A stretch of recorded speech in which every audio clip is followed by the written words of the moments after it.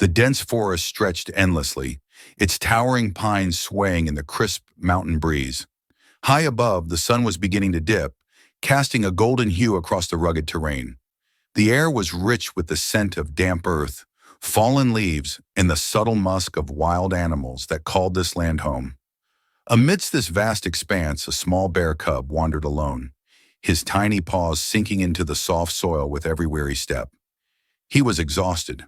For days, the cub had been searching for his mother. The journey had been treacherous, rushing rivers, steep cliffs, and the ever-looming presence of predators. His mother had gone hunting 3 days ago and had never returned. At first, he had waited patiently near their den, convinced she would return with food. But as hunger gnawed at his belly and the cold nights grew unbearable, he had no choice but to venture into the unknown in search of her.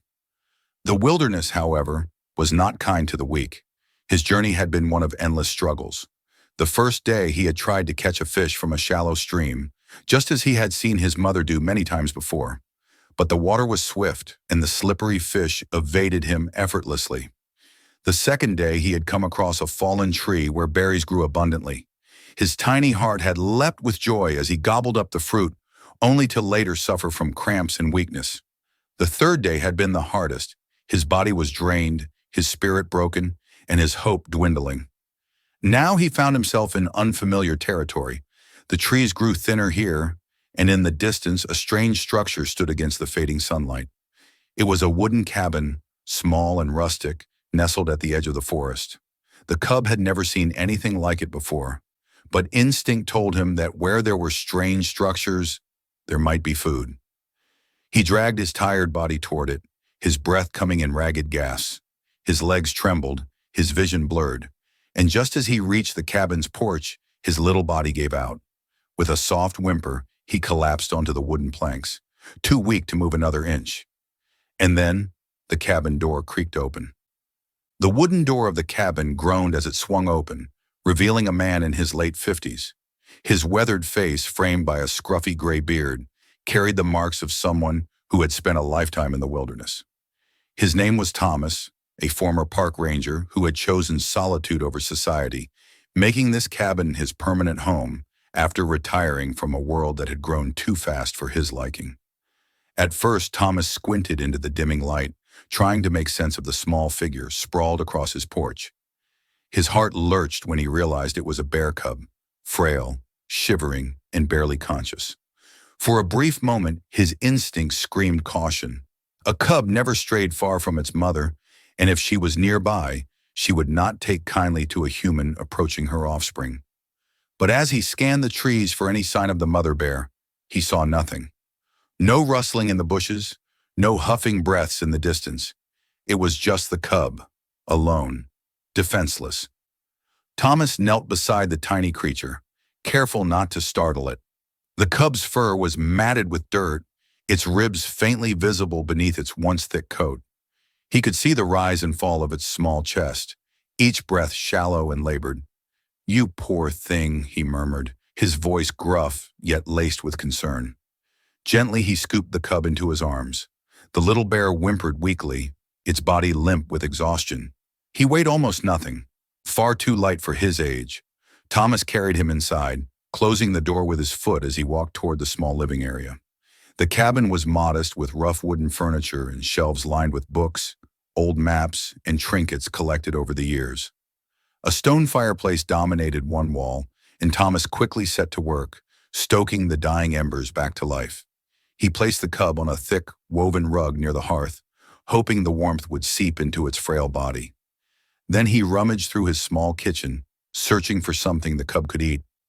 He knew that feeding wild animals was risky. They had specific diets, and the wrong food could do more harm than good.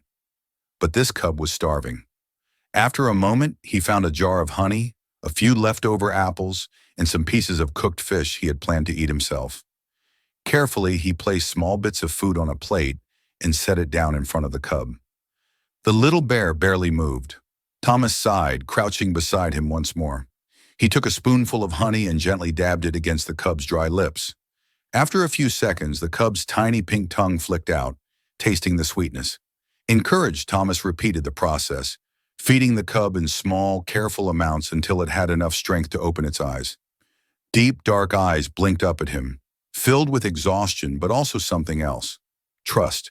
You're going to be all right, little fella, Thomas said softly. You just need rest.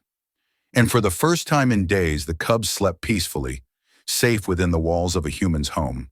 The cub awoke to the soft crackling of the fireplace, its warmth seeping into his tiny body. For the first time in days, he didn't feel cold, hungry, or afraid. His ears twitched at the unfamiliar sounds of the wooden cabin, the creak of floorboards, the occasional rustle of paper, and the steady rhythmic breathing of the man who had saved him. Thomas sat in a worn-out chair by the fireplace, sipping a cup of tea while watching the cub stir. He had spent the entire night checking on the little creature, ensuring it was warm and comfortable. Now, as the morning sun filtered through the small window, he could see a difference. The cub looked a little stronger. "Good morning, little guy," Thomas said, setting his cup down. He leaned forward, resting his forearms on his knees as he observed the tiny bear. "You gave me quite a scare yesterday." The cub blinked up at him, tilting his head as if trying to make sense of the words. His little nose twitched, catching the scent of something delicious. Thomas chuckled. "Hungry again, huh?" He disappeared into the small kitchen and returned with more food, a bit of fish, some mashed up berries, and a drizzle of honey. This time the cub didn't need help. With newfound strength, he nibbled at the meal, his tiny paws clutching the plate as he ate. Thomas watched with a sense of relief. The cub was recovering. Over the next few days, a quiet routine developed between the unlikely pair. Thomas would go about his day, chopping wood, reading his old books, or tending to small repairs around the cabin, while the cub followed him around, stumbling clumsily on oversized paws. At first he was hesitant, keeping his distance, but as he grew more comfortable, he began to explore the cabin, pawing at furniture, sniffing at Thomas's boots, and even curling up beside the fireplace when he got tired. Thomas found himself talking to the cub as if he were an old friend. "You remind me of someone," he said one evening, running a hand through his graying beard. "A long time ago, before I moved here, I used to work in the national park. We had a bear there, a big fella named Bruno. He was just like you once, small, helpless, lost. But he grew into one of the strongest bears I ever saw." The cub, nestled on a thick blanket near the fire, let out a contented sigh. Thomas chuckled. "Maybe you'll be just like him one day."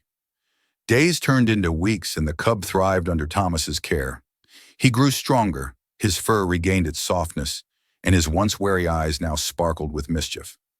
He would tumble around the cabin, pawing at Thomas's books, nudging his leg when he wanted attention, and even attempting to climb onto his chair when he thought Thomas wasn't looking. But as much as Thomas cherished the companionship, he knew the truth.